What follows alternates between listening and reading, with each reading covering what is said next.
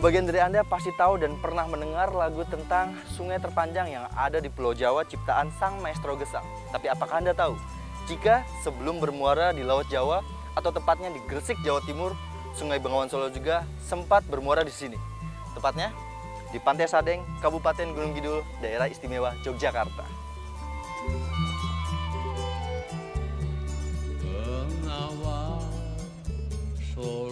Sepintas Pantai Sadeng di Gunung Kidul, Yogyakarta ini nyaris tidak berbeda dari pantai-pantai lainnya yang ada di Pulau Jawa.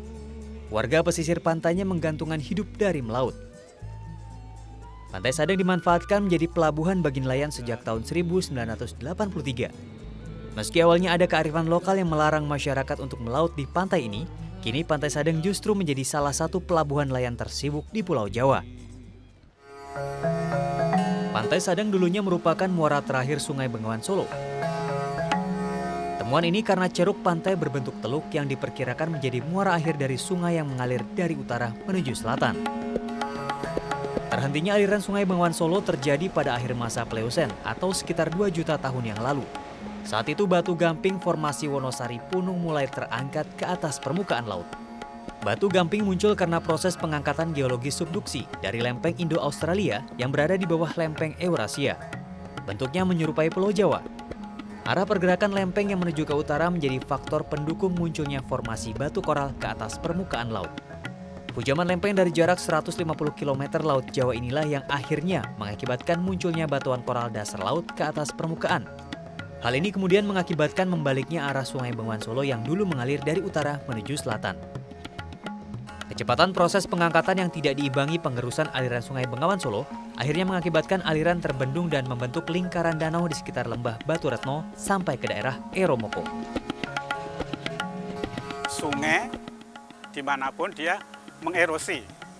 Nah, kemudian karena mengerosi endapan-endapan yang terbentuk itu juga mengerosi yang membendung tadi, yang membendung dari Gunung Lawu itu dia tererosi akhirnya ke sana.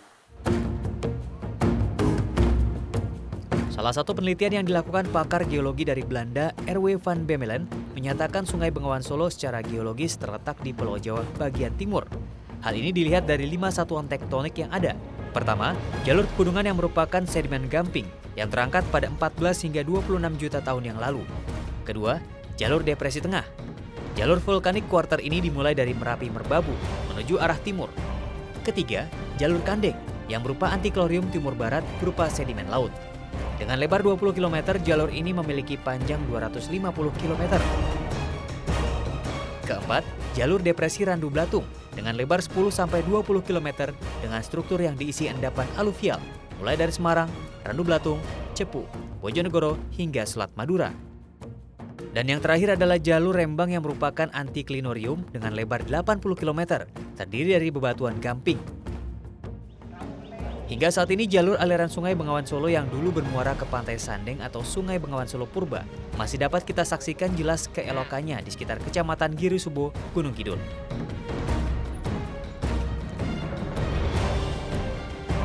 Bekas bentukan aliran sungai berupa lembah Giri Tontro yang sangat terjal membentuk huruf U dengan kedalaman 100 hingga 200 meter memanjang dari Gunung Payung di sebelah barat Giriwoyo menuju ke arah selatan yang kemudian berakhir di Pantai Sadeng, Gunung Kidul.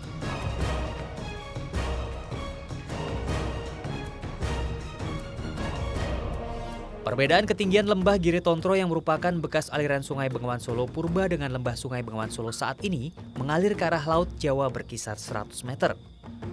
Hal ini disebabkan struktur sesar Pucung Langan yang memanjang dari Gunung Batok di daerah Pacitan sampai dengan Gunung Kukusan di daerah Wonogiri. Struktur sesar Pucung Langan mengakibatkan terbentuknya cekungan Batu Retno dan lembah menggantung yang dibatasi tebing curam di sebelah timur Desa Sumur.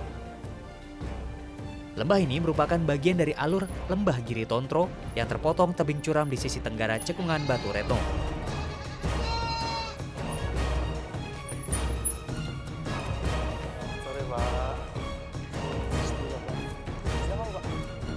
Meskipun sudah tidak dialiri oleh Sungai Bengawan Solo, tapi sisa atau bekas aliran Bengawan Solo Purba ini telah menjadi sebuah dusun bernama Dusun Tileng, Pak ya.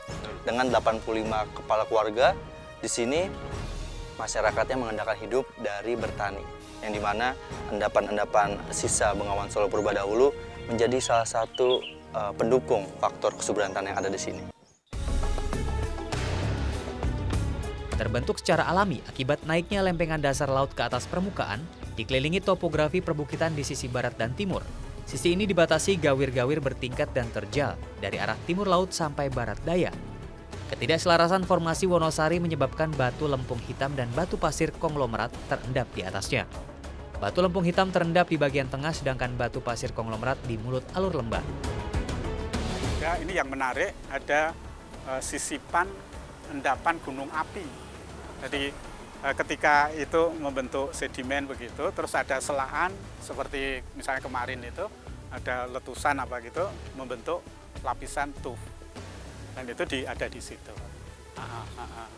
Tapi secara keseluruhan bahwa dia lempung, terus tadi keberadaannya di lembah ini, nah kami yakin bahwa itu ya sungai purba.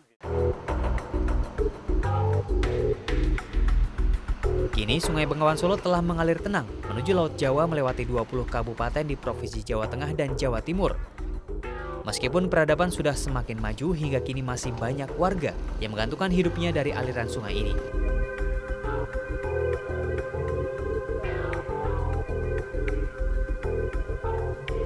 Hulu sungai yang berasal dari perbukitan kapur di Pegunungan Seribu, Kabupaten Wonogiri, Jawa Tengah menjadi penyuplai Waduk Gajah Mungkur. Waduk buatan ini sebelumnya merupakan waduk alami bagian dari cekungan Batu Retno.